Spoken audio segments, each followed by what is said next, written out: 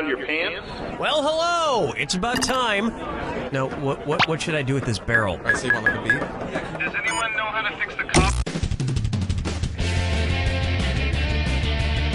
Hi, I'm Cookie Masterson, and if you don't believe in mermaids, then what is this right here? Huh?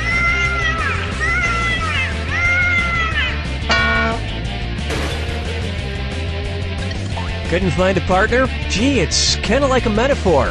Do you know what that means? And our wrong answer of the game is brought to you by the 24-hour Wicker Store, because there's no telling when you'll need a wicker fix. Sniff out our sponsor's wrong answer of the game and you'll end up with a great prize and serious cash. So let's get to it. Get ready, time for question 1. Okay, to get things started, let's talk about sext. Which of these sext messages would a sexting sexton be most likely to send to his significant other? This church graveyard is making me so horny right now. I'm wearing my construction hat and nothing else. My penis is starting to look like a skyscraper I once designed. Or, get ready, I'm sending you a pic of my junk yard. Watch the clock. A sexton is a church official responsible for maintaining the church property and performing related duties, such as digging graves. Yeah, and I bet he likes to do it in the rectory. Oh, Mama, gonna tell you what I'm gonna do. Say it so. How about, sure, the Vice Lords are dangerous, but can they dance? And you just wandered into DisOrDat territory. I'm going to read off 7 names, and for each one, I want you to tell me if it's a gang listed on the FBI's National Gang Threat Assessment or a boy band. If it's a gang, press the left arrow. If it's a boy band, press the right arrow. Ready? Let's go. Backstreet Boys. 10 Mile Boys. B-Boys. Pop It Off Boys. Boyzone. Hot Boys. Star Boys. Good work! You're in the gang!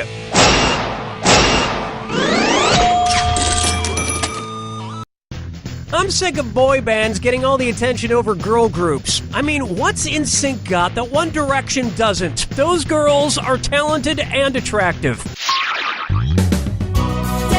With me, Disco 3. Here's one I like to call just trolling. Why were the 3 billy goats gruff so gruff? It's not easy being a baby goat. It's not easy being a lady goat. It's not easy being a boy goat. Or it's not easy being a castrated goat. A billy goat is a male goat. It's not easy, especially since goats don't wear pants and everyone can see your billy goat stuff.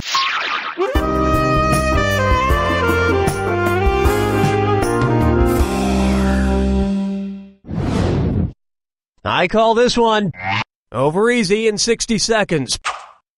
So recently, I've switched over to only eating cage-free eggs. I was just feeling so guilty about eating eggs from an animal that wasn't allowed the simple luxury of moving around a few inches in a hot, crowded barn all day. In fact, I've been thinking I should extend my cage-free policy to other things in my life, like movies. So tell me, if I only wanted to consume Nicolas Cage-free movies, what film would it be okay for me to watch? Adaptation, Kick-Ass, The Expendables 2, or The Wicker Man? Smart people choose this. Nick Cage was an adaptation, Kick-Ass, and The Wicker Man, but The Expendables 2 is Nicolas Cage-free, making it fine for me to watch. I know going Nicolas Cage-free is the moral thing to do, but I'm gonna have to find some way to supplement my life with all the random screaming I'm missing. No, not The Wicker Man! But you can be a Wicker Man or lady with a pair of wicker socks from the 24-hour Wicker Store. A tisket, a tasket, your feet will feel like they're in a basket. This wrong answer of the game has netted you an extra 4,000. Congratulations.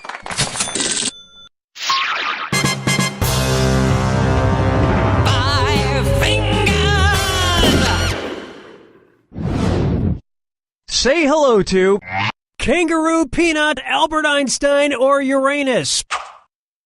Kangaroo Peanut, Albert Einstein, or Uranus. Seen on the cover of the Beatles' Sgt. Pepper's Lonely Hearts Club Band album. Kangaroo Peanut, Albert Einstein, or Uranus. While many celebrities and world leaders grace the cover of the iconic album cover, Einstein can barely be seen over John's right shoulder. Although, to be fair, if you squint, Ringo sort of looks like a kangaroo. That's all we got for round 1. And you've got a decent score there. Don't screw it up. Keep in mind, in round 2, everything is worth twice as much. Alright, let's get back to it.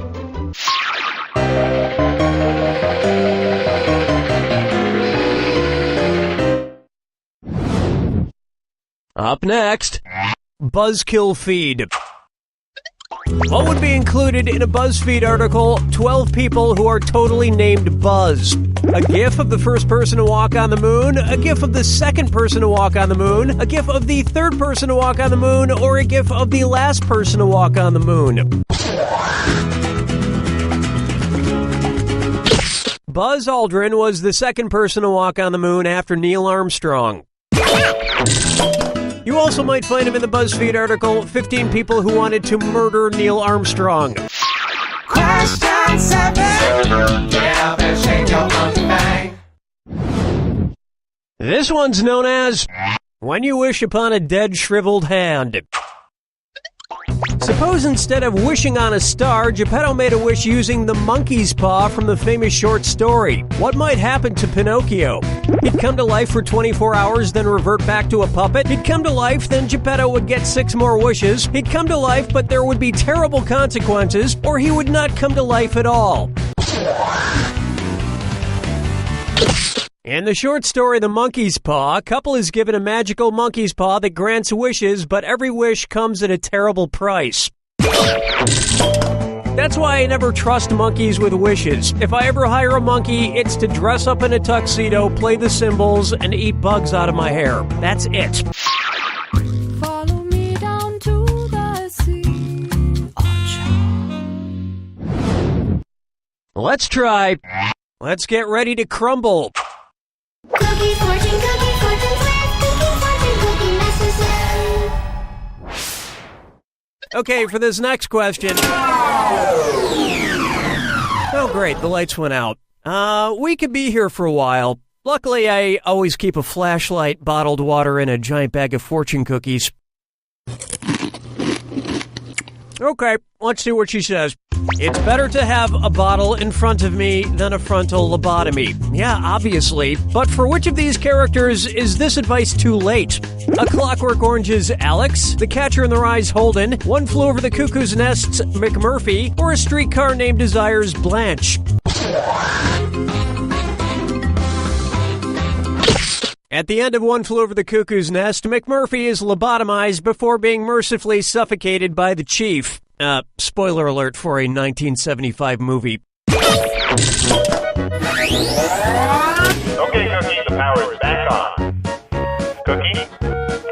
Cookie? I'm right behind you, Bob. Cookie, don't try to suffocate me with a pillow again. You're lost.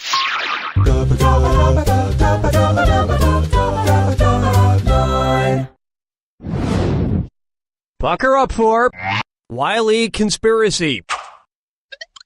Suppose Wile E. Coyote is chasing Roadrunner around the Texas School Book Depository building. If he falls out the window from where Lee Harvey Oswald allegedly shot John F. Kennedy, what will you hear?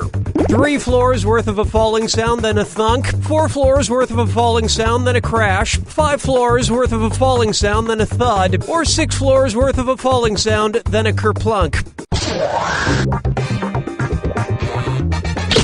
The totally accurate and untainted Warren Report claimed that Lee Harvey Oswald shot Kennedy from the 6th floor of the Texas School Book Depository building. Of course, witnesses claim they saw a completely different coyote fall off the grassy knoll down the street, and the Warren Report still stands by the ridiculous single anvil theory.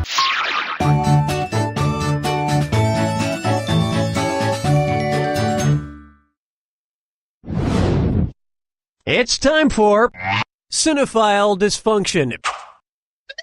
Let's say some old guy pops a Viagra and then sits down to watch an insanely long porno. According to the official Viagra website, at what point should he immediately call a doctor if he still has an erection? The 2-hour mark of Dong with the Wind? The 4-hour mark of Dr. Javage-O? The 6-hour mark of Apocalypse Now? Or the 8-hour mark of The Hobbit, the masturbation of Smaug? Hello? The official Viagra website states that if you have an erection that lasts over 4 hours, you should call a doctor immediately. Hey, it's clear that the old guy from the question isn't me, right? It's some other person. Yeah, just totally not me. And that's why it's funny, because it's a completely different person who doesn't resemble me at all. That's good. That's good writing.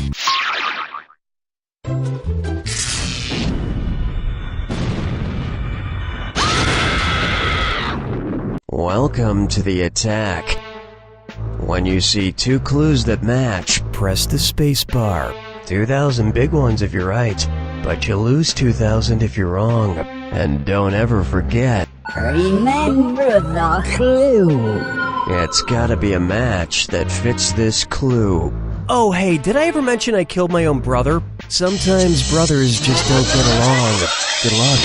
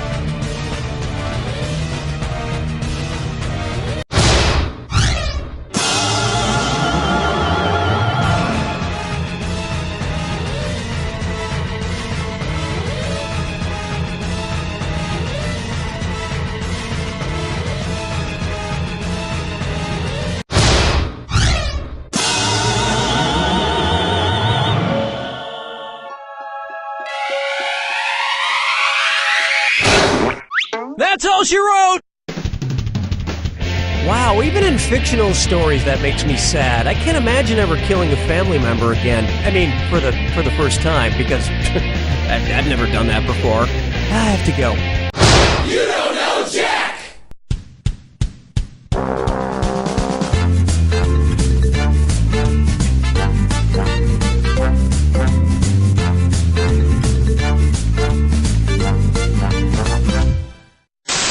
Hello, I'm Phil Cadsty. Are you like me or hundreds of others across the country that suffer from a debilitating fear of microphones? You don't have to go it alone. Come to the basement of St. Olaf's Church this Thursday at 5:30 for a support group unlike any other. Microphonophobics United, stand together! Because facing your fears is a must. Must. Which stands for Microphonophobics United, stand together! Get me out of here!